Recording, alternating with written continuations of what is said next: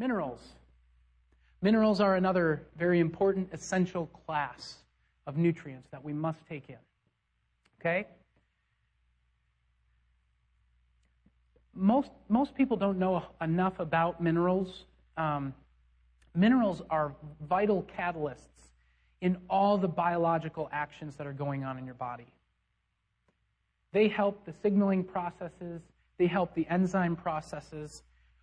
When I feel my body beginning an immune response to a virus or a bacteria, if I feel like I'm starting to get a cold, I don't call it get a cold. I call it my immune response is starting. I will double up on minerals. And it always, always helps. And you guys have probably read on zinc. Zinc is a homeopathic. It's a mineral. Zinc helps to stimulate the immune system, and it helps to shorten colds. This is something that's been researched and proven over and over and over again. So essential minerals are so important in your diet, and this is one of the areas where growth of food and processing of food is causing a big issue because it's decreasing the mineral content in the food that we're eating. Because plants pull minerals out of the soil, and when there's lower amounts of minerals in the soil, plants have lower amounts of minerals in them. So the types of minerals are important, though, and that's what I want to go over really, really quick. Because most of us are completely in the dark about what minerals are when they're in a little tablet.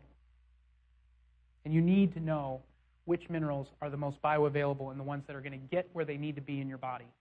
Because you do not want a mineral misplaced. Remember when we talked about what vitamin K2 does in your blood vessels? It's a fat-soluble vitamin.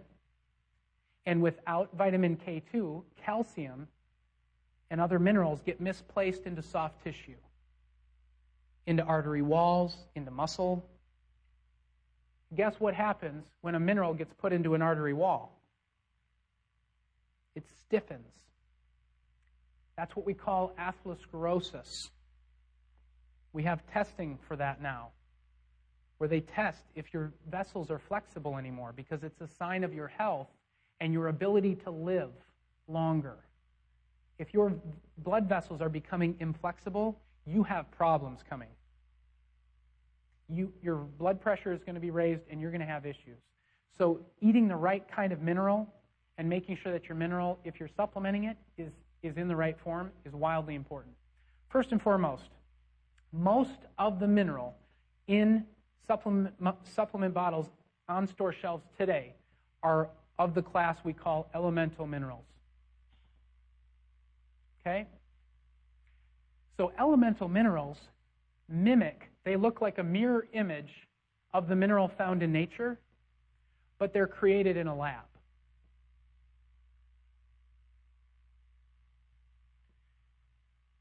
So they're non-living. They're synthetic. We've all heard of synthetic vitamins. That's what your food is that's what's being added into your food, is synthetic vitamins. Elemental vitamins that are created, not harvested from the land, not pulled out of clay or pulled out of the sea. They're created in a lab. And remember when I got really passionate about talking about children's foods and school lunches? Piles of elemental minerals are pumped into that enriched, flour-based school food program constantly. So kids are not getting natural minerals in their diets, especially if they're eating at school. You want to stay away from elemental minerals because they simply are not the same thing as a mineral that comes from nature. Ionic. When a mineral is taken into your body and it is not bound with a protein, in the digestive tract, it is ionized, which means that it's bonded to an ion, and these ions are charged. They're kind of crazy. Their purpose, the reason your body ionizes it, is so that that mineral will hook up to a protein that will carry it through the intestinal wall into the blood where it needs to be. And then vitamin K2 and other enzymes and things will take it where it needs to be. once it's in the blood. But it has to get through the intestinal wall first.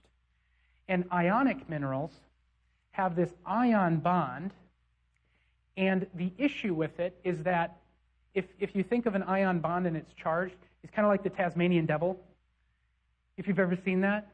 And the Tasmanian devil is very non-specific in where he's going, right? He may be going in one place, but he'll go like this to get there. The problem with an ionic mineral is it does not necessarily always hook up and link up with the right protein. If your body has done the ionizing, the way that it's done makes it much more specific. But when you ionize a mineral in a lab, it's a different story. It's the same thing as trans fats. When a trans fat is made through a chemical process instead of through an enzyme process in nature, it's a different story. So there are trans fats that are good for you in nature. CLA is a good example of them, conjugated linoleic acid, or conjugated linoleic acid.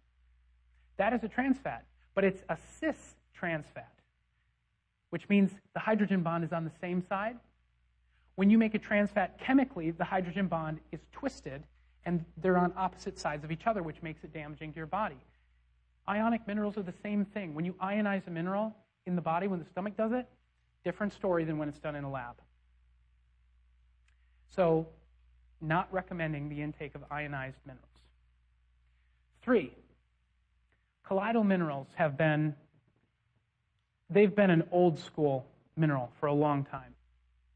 And everyone remember colloidal silver, those types of things? When my mom had cancer, it was one of the things that she was recommended to do through the more natural practitioners and things in our area. She took colloidal silver, and the point is to get immune response, because minerals help your immunity. Here's the issue that we have in colloidal minerals when it comes to observing their effects. First of all, the big benefit that people have thought that colloidal minerals have had for a long time is that they're suspended. They're said to be, they're tiny, tiny, tiny mineral particles that are supposed to be absorbed very, very easily and bypass that protein bonding that has to happen to get it through the intestinal wall. So it's been said that colloidal minerals actually bypass and go straight into the blood. And that it does so in an even manner because it's suspended in this glue-like medium. Has anyone ever seen colloidal silver and colloidal minerals? It's very thick. The problem is when we actually look at how these minerals are working, is the medium, the glue-like medium, is actually getting in the way of the absorption, the emulsified liquid that it's in. And secondly, the minerals themselves in colloidal formulas are not as small as they've said. They're not smaller, and they do not somehow bypass the intestine to get into the blood. So colloidal minerals are not necessarily what they've always believed to have been. They cannot make them small enough to bypass the intestinal wall, and the glue-like medium, the suspension it's in, on its own gets in the way of the actual digestive process. Number 4, chelated. Remember when I talked about the mineral needing to hook up with a protein that will help carry it through the intestinal wall into the bloodstream? A chelation bond is a bond to a protein. So minerals that are chelated are actually bound to the very protein that needs to transport it through your digestive tract, through the intestinal tract, and into the bloodstream. So what you need to find is you need to find an earth-sourced mineral that is chelated. So it was sourced from the earth. It wasn't made in a lab. It was made by nature. And it is chelated. It is bound to a protein to carry it through into the bloodstream. Chelated minerals have been proven over and over and over again to be more bioavailable and more absorbed. They get where they need to go. And if you're buying a supplement, you want to make sure that you're buying one that's getting where it needs to go. You're not taking a supplement so that it doesn't get where it needs to go. All right? So chelated minerals are absolutely the best minerals that we have found. And remember, we're talking minerals because they are essential. Your body has to have those minerals that we showed you just a few sentences ago. Your body has to have those to run right. And it can't run right if it doesn't have them in adequate amounts.